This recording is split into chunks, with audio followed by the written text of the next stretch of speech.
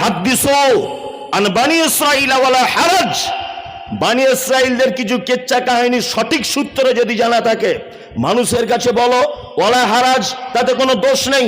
আল্লাহর নবী তারপরে বলছেন আমান কাযাবা আলাইয়া মুতাআম্মিদান ফালিয়াতাবাওয়াউ মাকাদাহু মিনান নার। তবে শোনো, আমি যে কথা বলিনি, কোন মানুষ যদি আমার নাম করে যদি বলে, আল্লাহর নবী বলছেন মান কাযাবা আলাইয়া মুতাআম্মিদান ফালিয়াতাবাওয়াউ মাকাদাহু মিনান নার।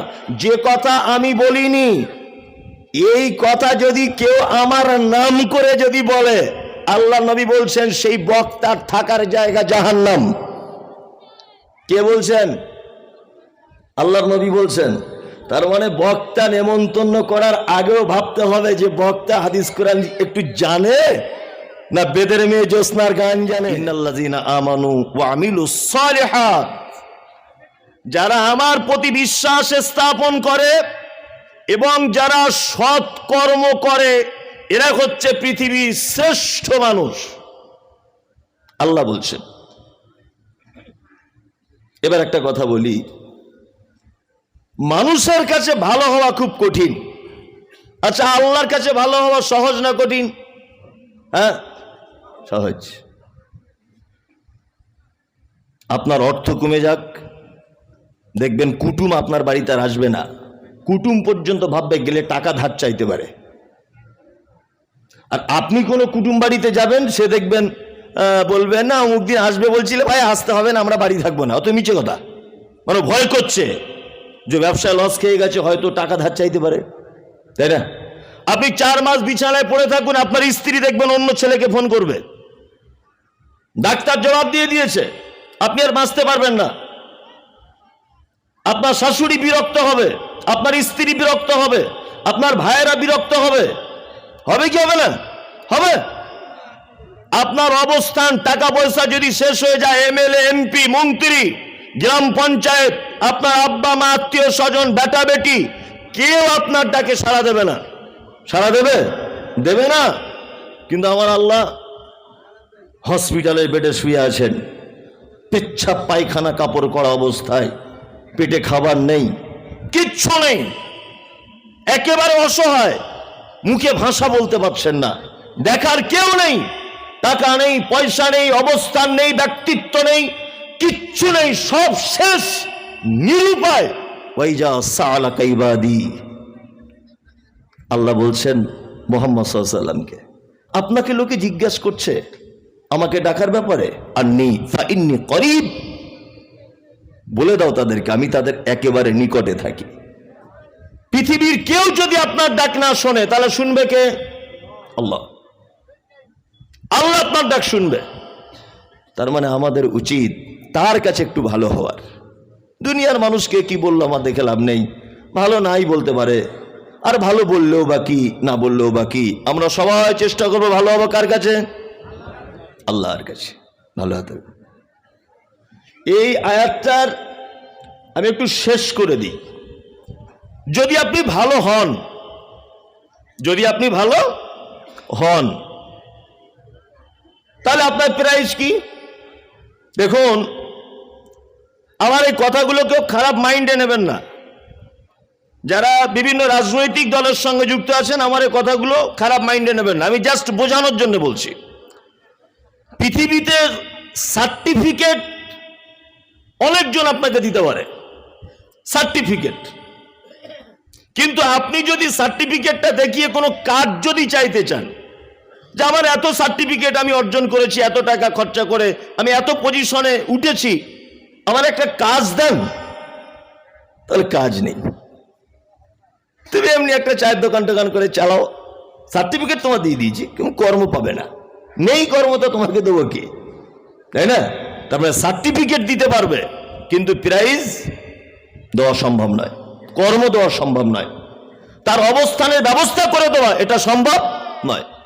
আল্লাহ তাআলা ভালো সার্টিফিকেট দিয়ে ক্ষান্ত নন। তিনি বলছেন জাযাউকুম ইনদা রাব্বিকুম জান্নাতু আদনিন তাজরি মিন তাহতিহাল আনহার খালিদিনা ফিহা আবাদা।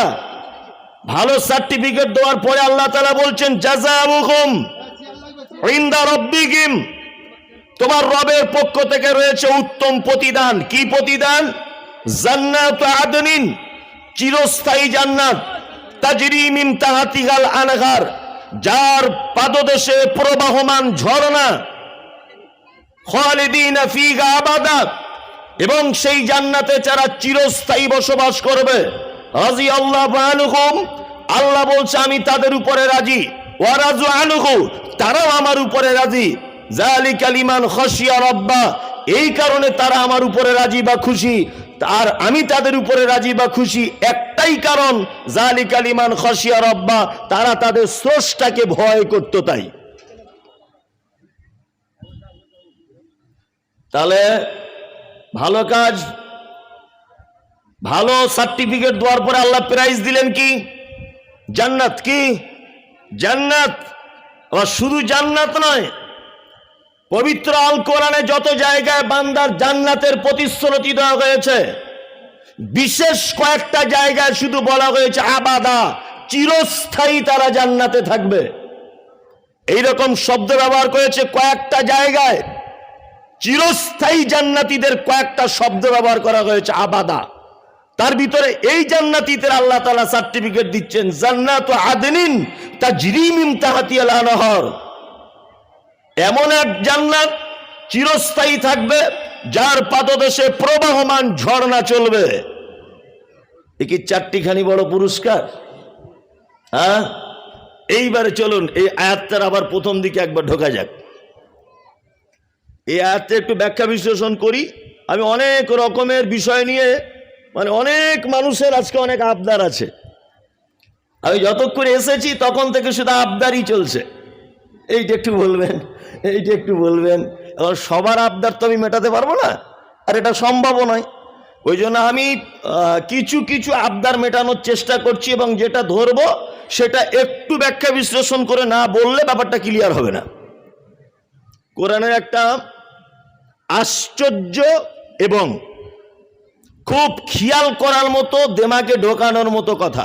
এক, আল্লাহ তাআলা বলছেন ভালো মানুষকে, ইন্নাল্লাযীনা আমানু ওয়া আমিলুস সলিহাত, যারা ঈমান আনে আর আমলে সলেহ যারা করে। যারা এখানে বসে আছেন, বিনীত অনুরোধ করছি, আপনি হয়তো মোবাইলে দেখেন মমতাজুল ইসলাম মানে বিতর্কিত লোক, মমতাজুল ইসলাম মানে ও আমাদের বিরুদ্ধে বলে। তা এতদিন তো মোবাইলে শুনেছেন, আমি আজকে ডাইরেক্ট বক্তব্য রাখছি, আপনি তো আমাকে ডাইরেক্ট দেখতে পাচ্ছেন। দেখুন তো কথা আপনার বিরুদ্ধে যাচ্ছে না কথা বাস্তব হচ্ছে, এইটা আপনি শেষ পর্যন্ত শুধু এইটা কি ধরার জন্য আপনি বসে থাকুন, বক্তব্য শুনতে হবে না। আল্লাহ পবিত্র আল কোরআনের ভিতরে যত জায়গায় আমল করার কথা বলেছেন, যত জায়গায়, তার আগে এবং তারপরে, কোথাও তার আগে কোথাও তার পরে একটা শব্দ ব্যবহার করেছে, কি? ওয়ামিলুস সালিহাত, সৎ কাজ করো, আমলে সলেহ করো। আপনাকে দেখাই, আল্লাহ তাআলা বলছেন ওয়াল আসর, আসরের সময়ের কসম, ইন্নাল ইনসানা লাফি খুসর, নিশ্চয়ই মানুষ ক্ষতিগ্রস্তের ভিতরে নিমজ্জিত, ইল্লাল্লাযীনা আমানু, তারা ক্ষতির ভিতরে নয় যারা ঈমান আনে, ওয়া আমিলুস সলিহাত, এবং যারা সৎ কর্ম করে।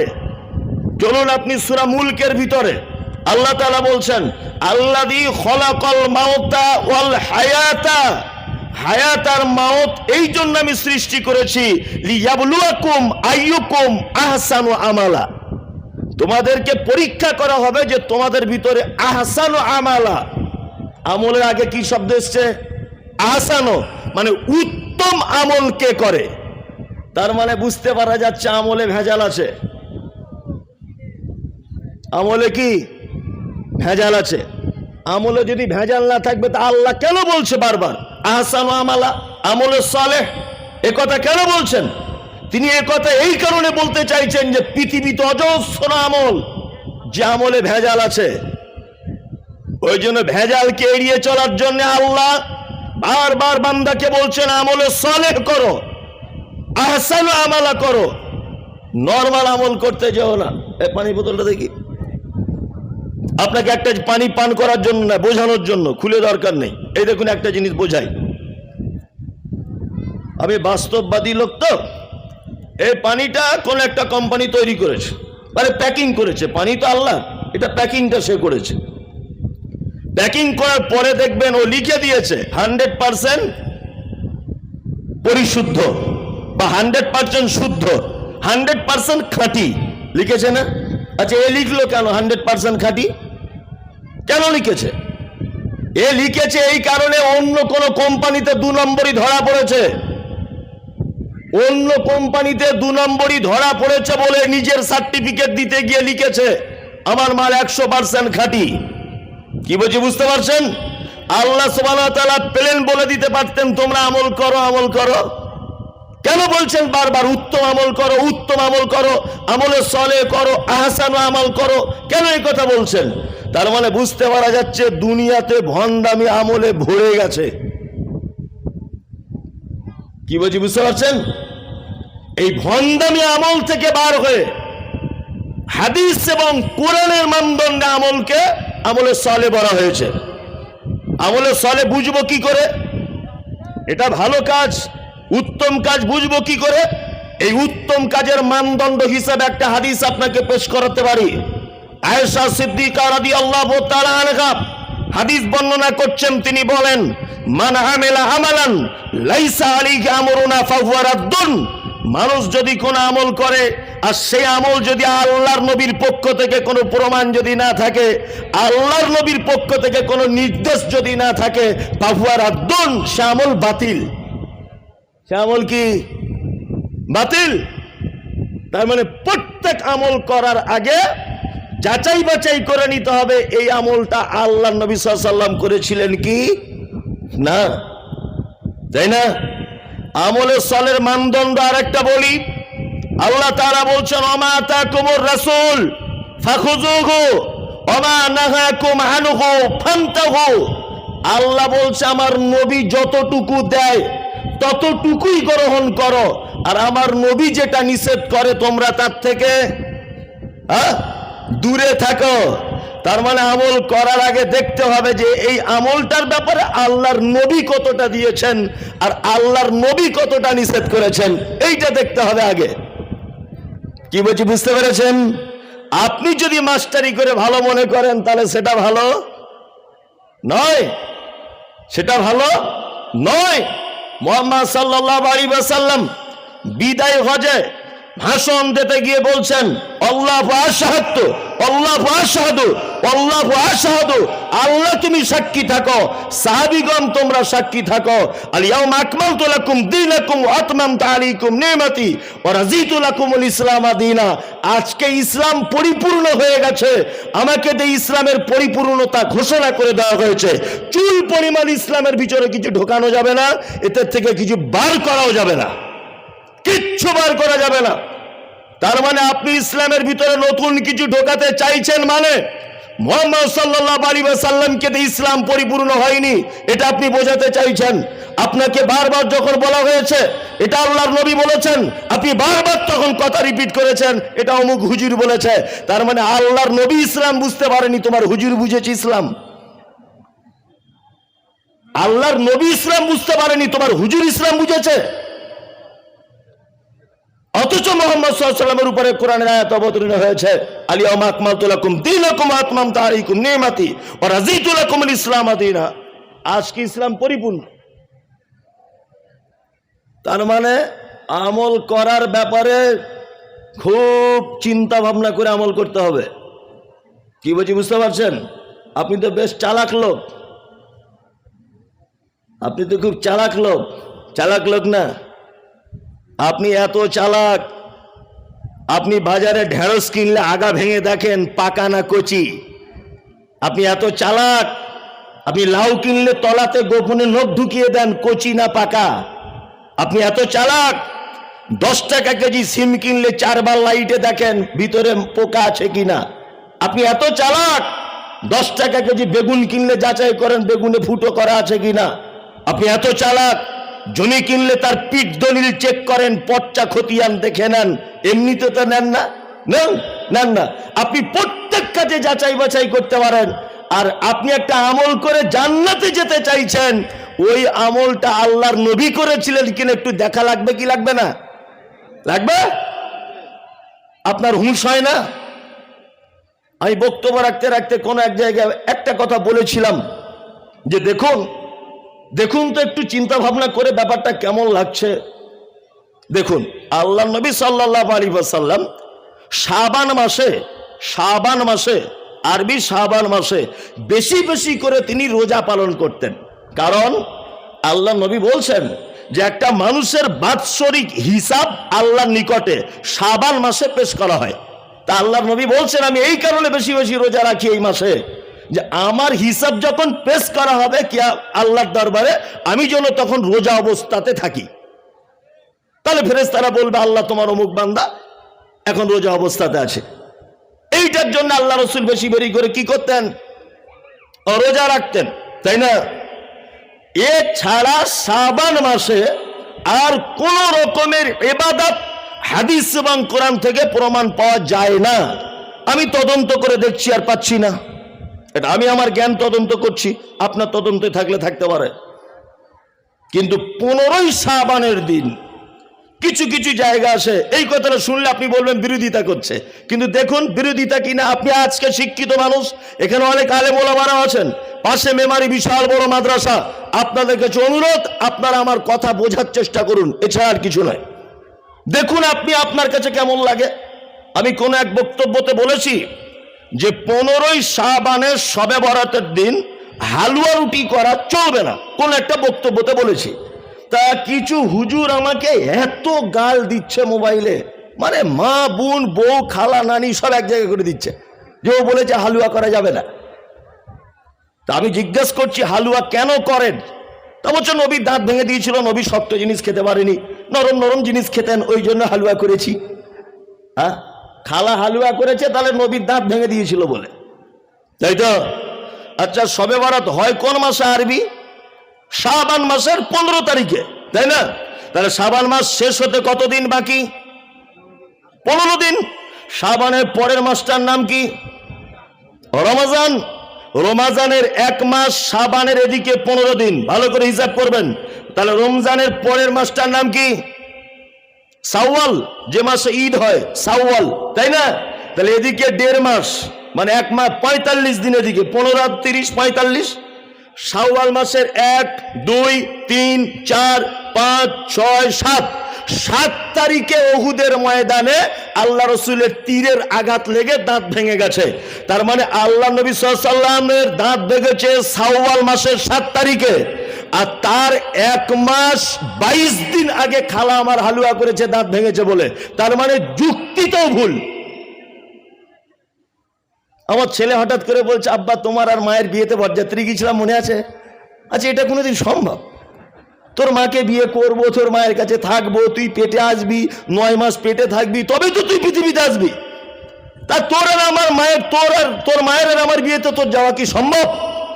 এই প্রশ্ন যেমন আমার ছেলের করাটা ব্যর্থ, মিথ্যা, ভুল, এই প্রশ্নটাই যেমন ঠিক নয়, ঠিক তেমন শবে বরাতের সঙ্গে ইসলামের কোনো সম্পর্ক নেই, হালুয়া করার সঙ্গে ইসলামের কোনো সম্পর্ক নেই। হালুয়া করেছে আল্লাহর নবীর দাঁত ভাঙার 1 মাস 22 দিন আগে, তখনও দাঁত ভাঙেনি। শাবানের 15 তারিখে হালুয়া, আর দাঁত ভাঙছে কবে? শাওয়ালের 7 তারিখ। তাহলে বলুন তো দেখি, এই বক্তব্যটা যে এখন আপনাদের কাছেই আমি রাখলাম, যুক্তিতেও আপনার কাছে ঠিক বলে মনে হচ্ছে কিনা? হচ্ছে।